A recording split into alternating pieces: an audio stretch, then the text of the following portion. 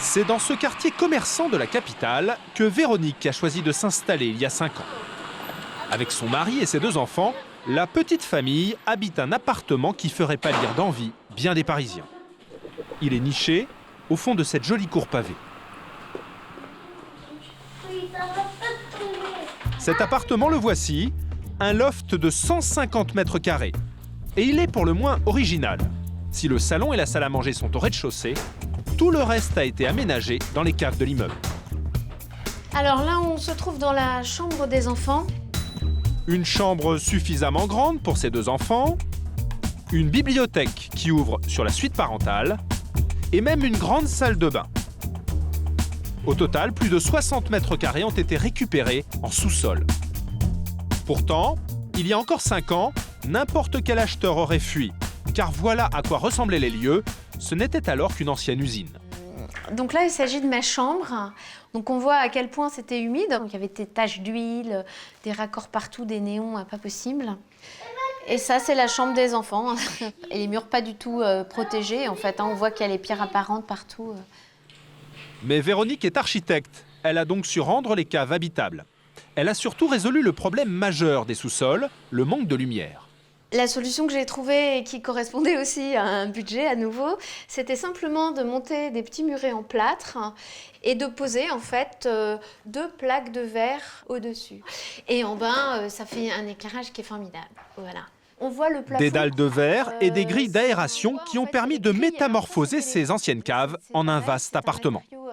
Mais le plus incroyable, c'est le coût de toute cette opération. Entre l'achat et les travaux, Véronique n'a dépensé que 365 000 € pour 150 mètres carrés dans le quartier. Elle aurait dû payer 2 fois plus cher. Les rez-de-chaussée et les sous-sols, pour de plus en plus de familles, c'est donc la nouvelle solution pour dénicher des grandes surfaces à prix imbattable.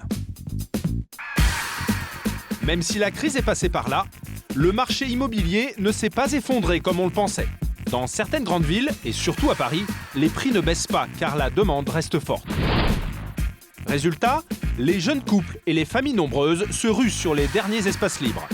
On les appelle souplex ou encore duplex inversé. C'est le nouveau phénomène du marché immobilier. Trouver 100, 150 ou même 200 mètres carrés en plein centre-ville et à prix abordable, c'est aujourd'hui possible. Autrefois réservées au charbon et aux bonnes bouteilles, les caves permettent désormais de gagner des mètres carrés supplémentaires jusqu'à 70% moins cher. Les souplex, affaires en or ou descente aux enfers, enquête dans les sous-sols de nos immeubles.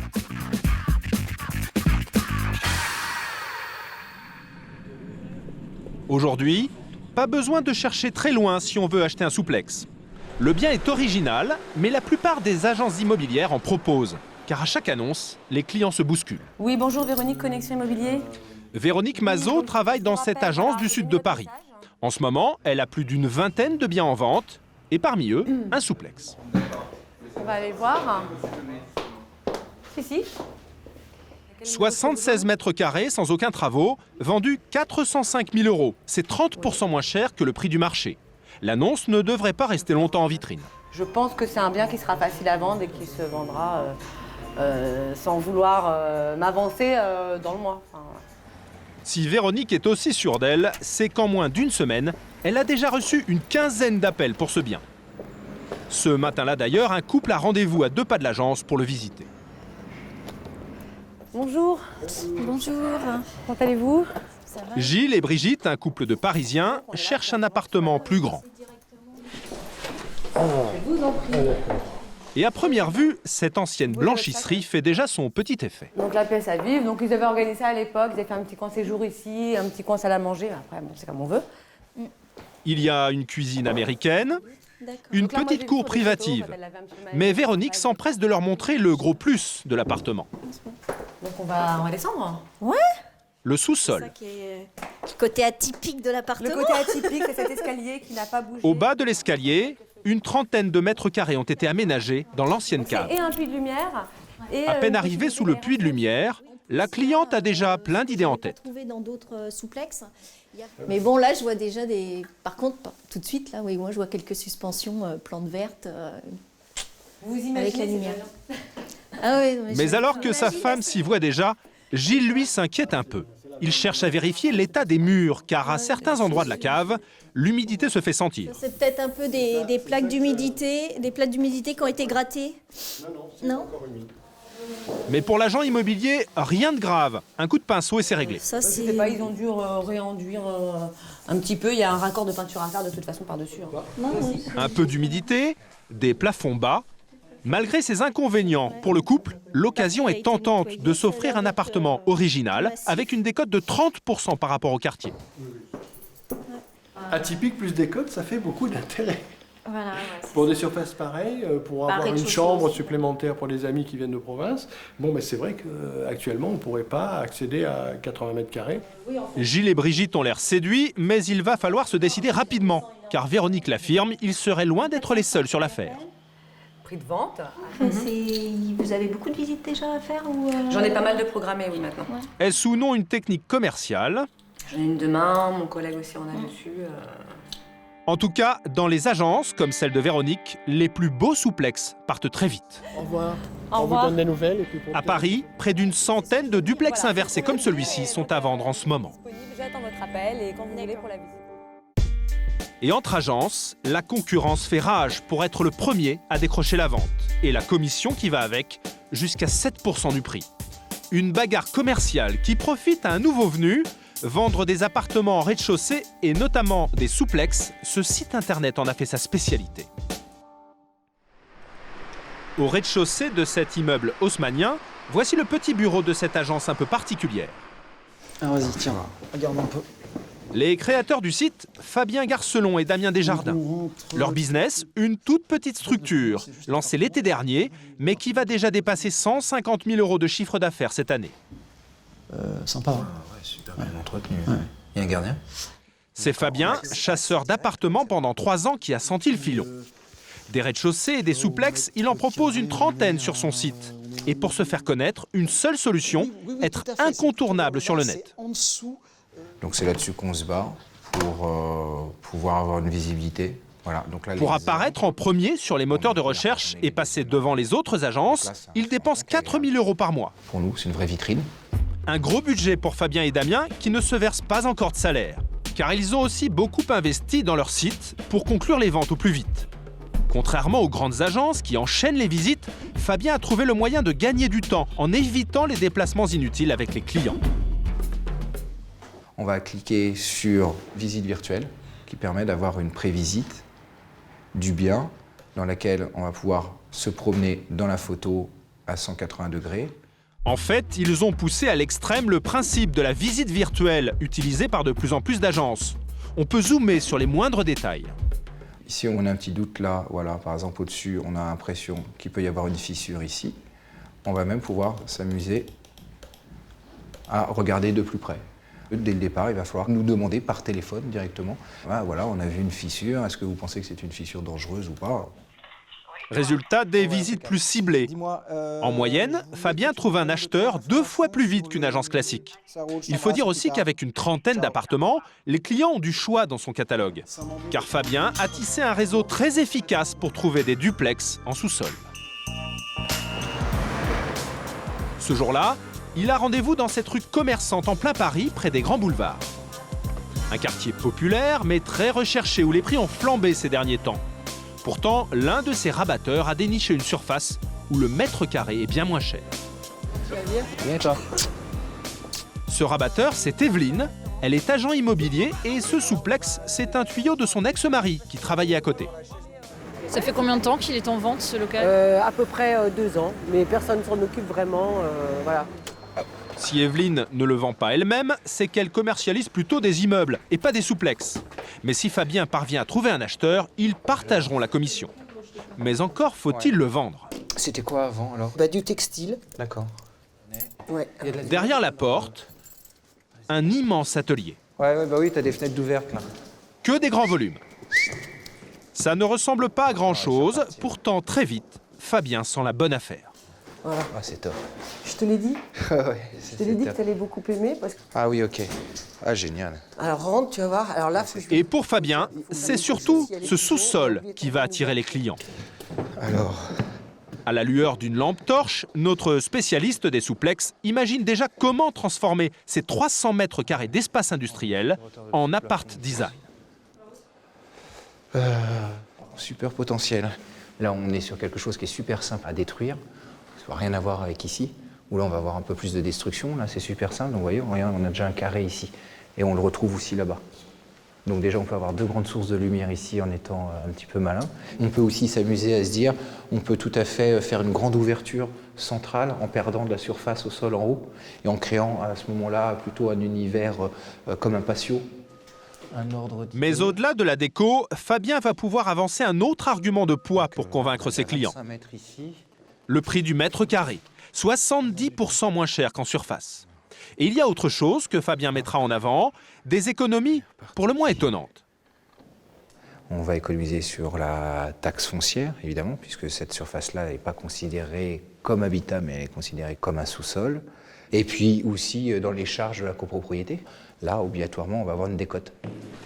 Des souplex, comme celui-ci, Fabien en a plein son catalogue, grâce à une dizaine d'intermédiaires comme Evelyne. Maintenant, il faut trouver le bon prix de vente pour pouvoir se partager la commission qui pourrait atteindre 50 000 €. Dans le quartier, un appartement de la même surface se négocie autour d'1 600 000 €. Au niveau du prix, qu'est-ce que, avec les infos que tu as? Disons qu'on peut peut-être négocier aux alentours, mais je dis bien, hein, ça n'engage que moi, aux alentours de 900 000 € peut-être. S'il est pressé, moi je te préconiserais de le positionner à un prix à 890 000 € pour avoir un prix un peu sexy. Et même en y ajoutant 200 000 € pour rénover entièrement ce grand atelier délabré, on est encore très en dessous des prix du marché. Tout compte fait, ici le mètre carré restera 30% moins cher que dans le quartier. La promesse d'une bonne affaire pousse ainsi de plus en plus de familles à investir dans ces souplex. Mais voilà, derrière le rêve, la réalité est souvent beaucoup moins rose.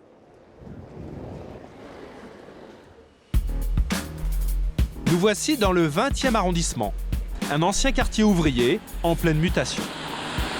Dans cette petite rue, Le Bon Coin a mis la clé sous la porte il y a 2 ans.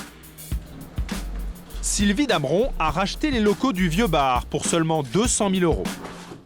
À ce prix-là, elle s'est offert ce vaste rez-de-chaussée de 75 mètres carrés, sans compter 45 mètres carrés supplémentaires en sous-sol. Pour cette femme, très dynamique, c'était l'occasion à ne pas rater. Je me suis dit, j'ai plus de 60 ans, c'est maintenant ou c'est jamais. Parce que où je vis dans un studio, où je me donne de l'espace pour me donner la possibilité de vivre autrement. Et j'avais envie de vivre autrement. Mais rapidement, Sylvie va déchanter, car les difficultés vont se succéder. Le problème avec les souplex, c'est que beaucoup, construits dans des immeubles anciens, ne résistent pas à de gros travaux. Par exemple, dans une salle de bain.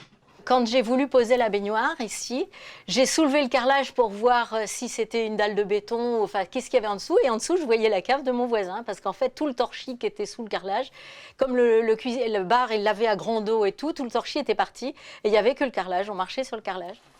Des sols fragiles, d'autant que dans les caves, l'humidité est souvent très présente.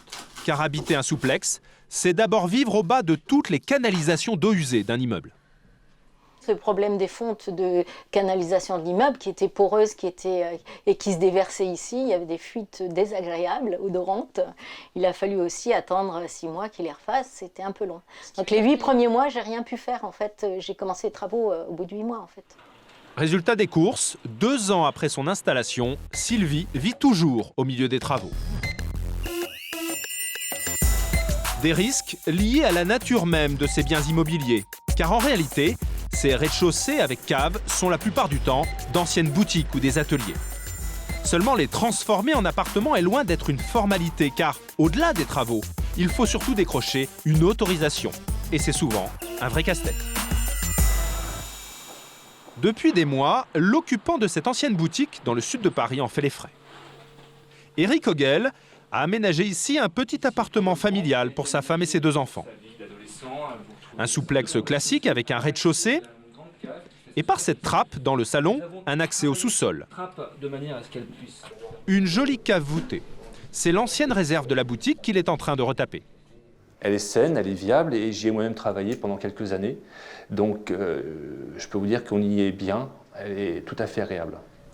Seulement, cette boutique achetée il y a 8 ans, Eric cherche aujourd'hui à la vendre pour trouver plus grand. Mais un détail vient compromettre tous ses projets. Nous avons un acquéreur qui a pointé du doigt le fait que dans le règlement de copropriété, cette habitation, pour moi, a le nom d'une boutique. C'est marqué noir sur blanc sur ce plan de copropriété. Officiellement, le 3 pièces d'Eric est toujours considéré comme une boutique. Donc on retrouve sur un extrait... Pas très rassurant pour des acheteurs potentiels. Du coup, il a commencé les démarches pour que son appartement soit reconnu comme un logement à part entière. Mais c'est loin d'être une mince affaire, car dans son cas, tous ses voisins ont leur mot à dire. Il faut obligatoirement obtenir l'accord des copropriétaires en assemblée générale à l'unanimité des copropriétaires, c'est-à-dire tous présents ou représentés et tous d'accord, donc sans absent, sans voix contre et sans vote d'abstention. Et ça existe dans l'histoire d'une copropriété d'avoir des assemblées générales avec tout le monde présent, tout le monde qui vote et tout le monde qui est d'accord sur une question? Alors, précédemment, dans une autre vie, oui, une petite copropriété de 8 copropriétaires, ça va. Quand on est 50, je ne l'ai jamais vu. Donc c'est un peu mission impossible d'avoir l'unanimité? C'est carrément mission impossible, oui. Une autorisation qui est donc souvent compliquée à décrocher. Voilà pourquoi, dans la majorité des cas, les propriétaires de souplex ne déclarent jamais la transformation d'une boutique en appartement.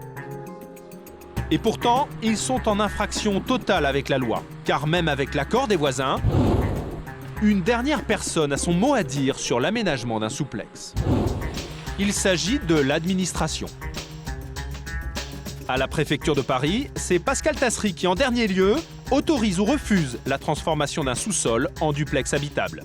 Et il est pour le moins tatillon. D'abord parce que dans certaines rues, c'est purement et simplement interdit. Ce sont toutes ces voies qui figurent en rouge sur le plan, donc les voies qui ont vraiment des vocations commerciales. Des rues très commerçantes, l'installation de familles à la place des boutiques bouleverserait la vie du quartier. Ici, dans le 18e arrondissement par exemple, la transformation des boutiques est impossible dans plus d'une rue sur 5. Vous voyez, par exemple, rue Le Pic, rue des Abbesses, ce sont des secteurs qui sont protégés de ce point de vue-là. Mais même dans les rues autorisées, la loi impose des contraintes drastiques pour l'aménagement des souplex. Et c'est là tout le problème. Une bonne partie d'entre eux ne correspond pas du tout aux normes. Il faut que le logement prévoit une fenêtre de manière à ce qu'une personne debout dans la pièce puisse voir à travers la fenêtre vers l'extérieur. Le concept même du souplex, avec ses chambres en sous-sol, est donc aux yeux des autorités totalement illégal. Les espaces en sous-sol ne peuvent constituer que des pièces secondaires d'habitation. Salle de bain, dressing, salle de jeu, salle de home cinéma. En aucun cas des pièces principales, salon ou chambre à coucher. Une chambre à coucher en sous-sol n'est pas légale. La loi est donc très claire, mais avec moins d'une cinquantaine de contrôleurs pour tout Paris, difficile d'inspecter tous les souplex de la capitale. Si quelqu'un a acheté un rez-de-chaussée avec une cave attenante, oui. Il peut très bien faire ses travaux, s'installer, et vous ne le saurez jamais. Nous, on ne le saura jamais. Nous avons des moyens de contrôle, mais nous ne pouvons pas être je dirais, derrière chaque adresse parisienne pour vérifier ce qui s'y fait. Les contrôles sont donc rares. L'an dernier, moins d'une dizaine de propriétaires ont été sanctionnés. Résultat, l'engouement pour les souplex ne se dément pas. Et la tension sur les prix va au-delà de ces surfaces. Elle touche désormais les mètres carrés en sous-sol, même les plus petits espaces. Ce matin-là, nous avons rendez-vous en caméra cachée avec un agent immobilier pour visiter l'un de ces sous-sols. Bonjour monsieur. Donc là, on est au cœur du 16e en fait. Oui, le 16e nord. C'est le 16e chic. Voilà, c'est le plus côté du 16e. Une surface située dans cette résidence moderne. Donc l'ascenseur descend. Entre les caves et le local poubelle, nous découvrons la fameuse pièce. En fait, c'est un débarras de 9 mètres carrés vendu 45 000 €. Pour seule fenêtre, il y a ces 3 petites ouvertures au niveau du trottoir. Et la lumière naturelle, on va faire un petit test. Ah ouais, c'est juste noir, noir, noir. Ah oui, c'est vraiment, c'est trop juste, quoi. Ah ben là, c'est lumière électrique 24 h sur 24, hein, ça c'est sûr. La pièce est très sombre, mais si elle est mise en vente à 5 000 € du mètre carré, c'est que, selon l'agence, on peut y mettre un locataire. Donc, si c'est pour vous, on n'en parle pas, mais si c'était pour louer, c'est louable. C'est louable. Hein. Voilà. À votre avis, vous qui avez l'habitude, ça peut se louer combien? C'est mieux ça. Ça peut être 400 € par mois. 400 € par mois. Pourtant, à cause de ces ouvertures minuscules et de l'absence de vue sur l'extérieur, ce débarras, au regard de la loi, n'est pas habitable. Mais que ce soit en sous-sol ou en surface, les derniers mètres carrés libres en centre-ville sont de plus en plus prisés. Merci beaucoup. Je vous en prie. Au revoir. Merci beaucoup. Car malgré la crise, les prix sur le marché immobilier sont repartis à la hausse, plus 3% au dernier trimestre.